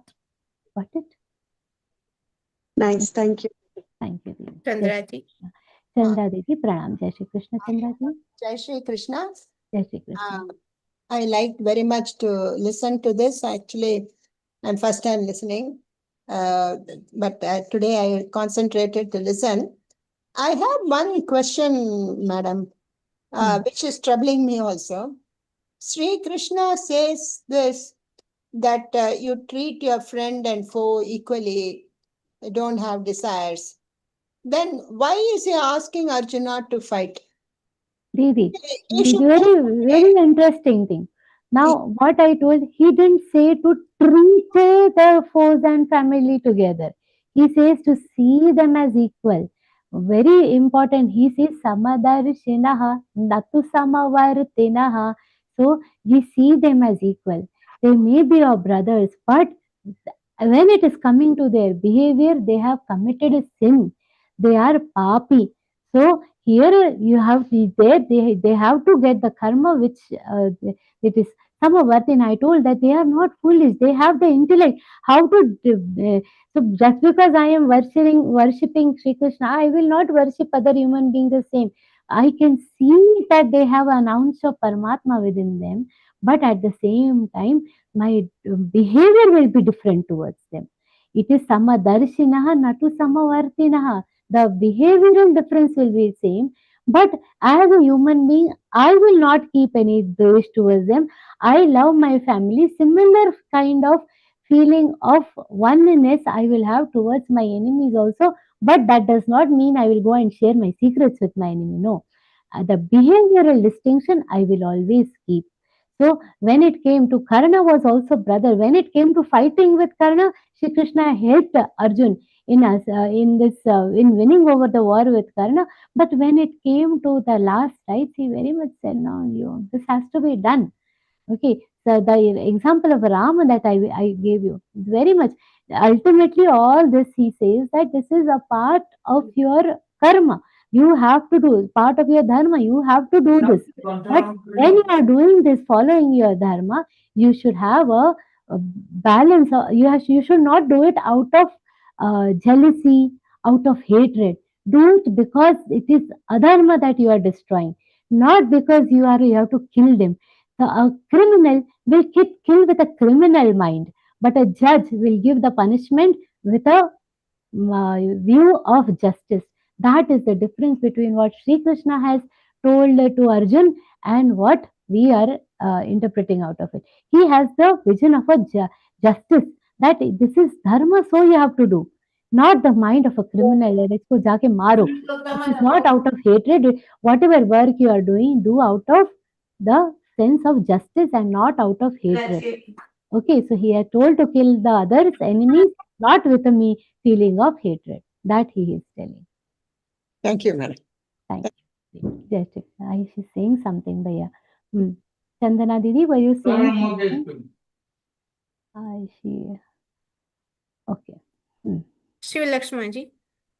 Madam, today after hearing from you, my interest towards Bhagavad Gita increases manyfold. Before I had this chapter from some others, but today I never forget, and I want to put more of my time and energy to know more of this Gita. Thank you very much, madam. Thank you to Geeta Pariwar. Thank you to Geeta Parivar, really. We all are here because of blessings of Param Puja Giridev. It is because of our past karma that we all are sitting here.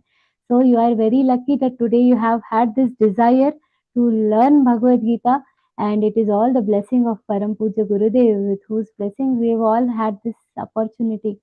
So thank you for giving time. But your way of giving examples and the depth of your knowledge, amazing, madam. Thank you. I really don't know anything. It is all coming from Gurudev. I just keep his photo and he gives the energy to talk. So he's getting it done. All thanks to him. May Guru Kripa be on all of us always. Jai Shri Krishna. Shivalakshmi Devi, thank you for your time so much. Ji. Ramesh. Ramesh Bhaiya. Pranam Ramesh Bhaiya. Jai Shri Krishna. Pranam, Jai Shri Krishna. I had a question, actually, the last line of the 10th shloka. Ekaki yata chittatma nirashira parigraha. Can you just explain it once again, please, madam? Ekaki means a person who can remain in solitude. Ekaki is alone, basically. Yata chittatma. The yata chittatma, the mind and the body is under complete, I missed this word, I think. Yata chittatma, the mind and the body is under complete control. So ekaki, a person can sit in solitude. But what will happen if a person is in solitude but with sitting with a mobile, for instance? The mind is also not in control, because I have the urge to put this WhatsApp and see the YouTube shots. I am sitting alone, enjoying my solitude. Nobody is around me to talk to me. But is my mind under my control? No. Is my body under my control? My fingers are dwindling here and there. Or if I am in a room just walking, with full anxiety, that is not Yata Chittatma. Yata Chittatma means he is alone. At the same time, his mind and body are completely under his control. Such a person who is also Nirashihi, who is not having any anxieties, any hopes, any desires. At the moment, I am just sitting here for what? To connect with my Paramatma. I am not thinking about what is happening in my business, what is happening in my kitchen, what are my children doing, what are my parents doing. All those worries I am not having. And aparigraha, I am not keeping any reflections of the world outside on me. Whether it is the physical reflections, whether it is the physical things that I am accumulating, all these things are not there. I am not keeping anything absorbed within me. Nirashihi aparigraha. Such a person will do what? In ahead, he's telling Shuchau Deshe Pratishtapya. In that kind of internal state, we sit down for the process of Dhyan, Shuchau Deshe Pratishtapya, and the process continues. Okay. Thank you, madam. Thank you. Jai Shri Krishna. Pranam to you. I think there are no further hand raises. There was one Chandra something, but I think. No, I think there are no more queries, madam. Yeah, Okay. I think there are no more questions now. I have a question, madam. Acha, okay. I have Yeah. a question. Ma'am, in this beginning, you said that a person should have self-discipline and he should avoid from curiosity and all that.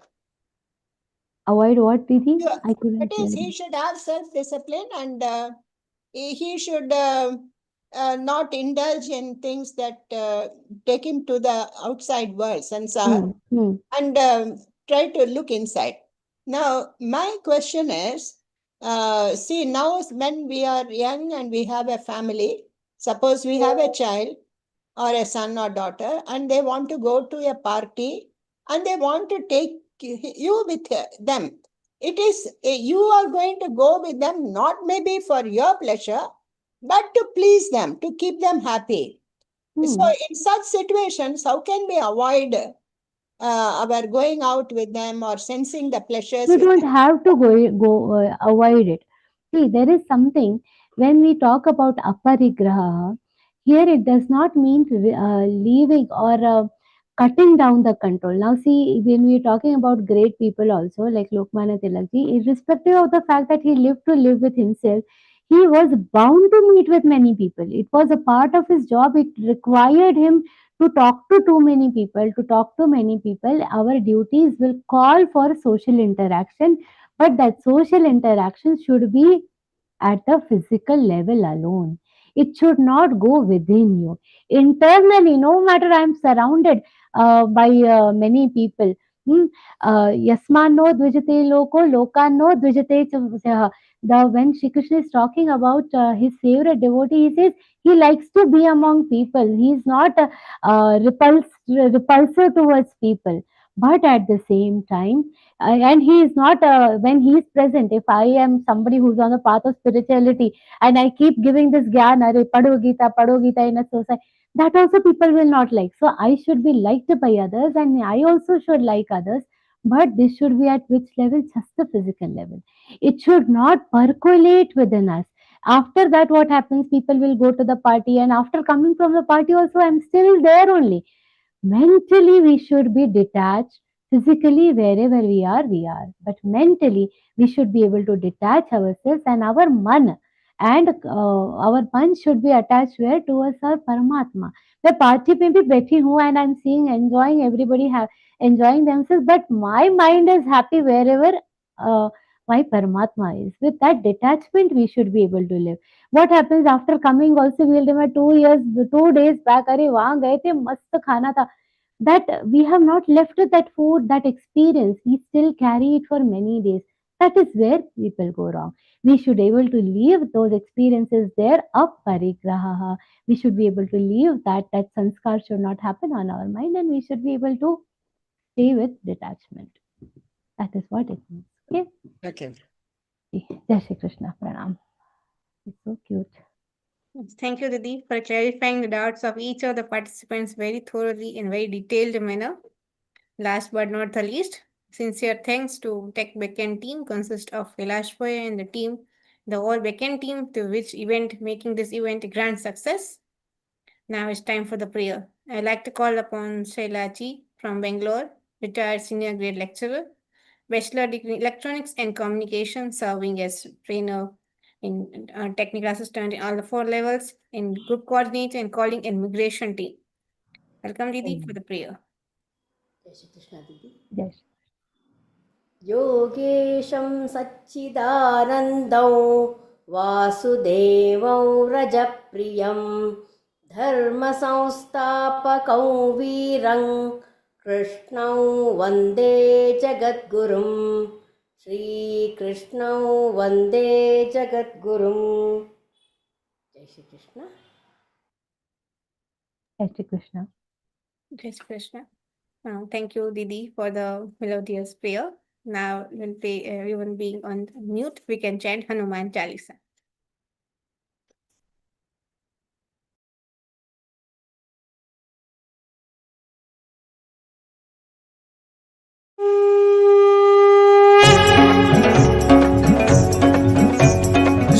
चरण सरोज रज निज मन मुकुर सुधारि बरनउ रघुबर बिमल जसु जो दायक फलचारि बुद्धिहीन तनु जानिके सुमिरौ पवन कुमार बल बुद्धि विद्या देहु मोहि हरहु कलेश विकार.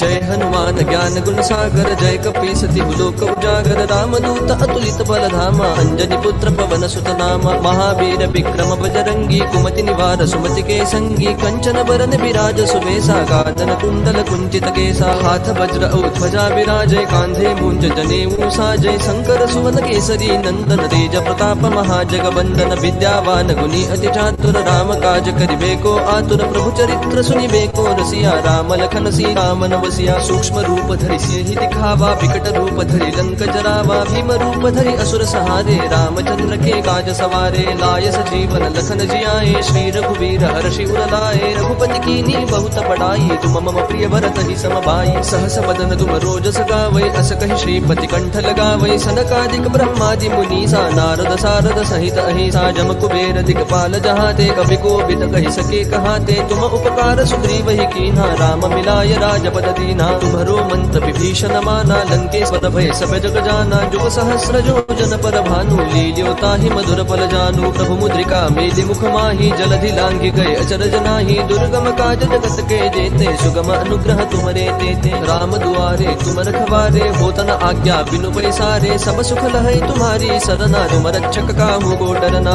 आपन तेज समारो आपै तीनों लोक हाकते कापै भूत पिशाच निकट नहीं आवै महावीर जब नाम सुनावै नासै रोग हरै सब पीरा जपत निरंतर हनुमत बीरा संकट ते हनुमान छुड़ावै मन क्रम वचन ध्यान जो लावै सब पर राम तपस्वी राजा जिनके काज सकल तुम साजा और मनोरथ जो कोई लावै सोई अमित जीवन फल पावै चारों जुग परताप तुम्हारा है प्रसिद्ध जगत उजियारा साधु संत के तुम रखवारे असुर निकंदन राम दुलारे अष्ट सिद्धि नो निधि के दाता असबर दीन जानकी माता राम रसायन तुम्हारे पासा सदा रहो रघुपति के दासा तुम्हारे भजन राम को पावै जन्म जन्म के दुख बिसरावै अंत काल रघुवर पुर जाई जहाँ जन्म हरि भक्त कहाई और देवता चित्तन धरई हनुमत से सर्व सुख करई संकट कटई मिटई सब पीरा जो सुमिरई हनुमत बल बीरा जय जय जय हनुमान गोसाई कृपा करहु गुरुदेव की नाई जो सत बार पाठ कर कोई छूट ही बंदी महासुख होई जो यह पढ़ हनुमान चालीसा होय सिद्धि साखी गौरी सा तुलसीदास सदा हरि चेरा की जय नाथ हृदय महडेरा पवन तनय संकट हरन मंगल मूर्ति रूप राम लखन सीता सहित हृदय बसहु सुर भूप सियावर रामचंद्र की जय पवन सुत हनुमान की जय। Thank you everyone for joining this session. We'll meet next week. Till then, learn Geeta, teach Geeta, and live Geeta in your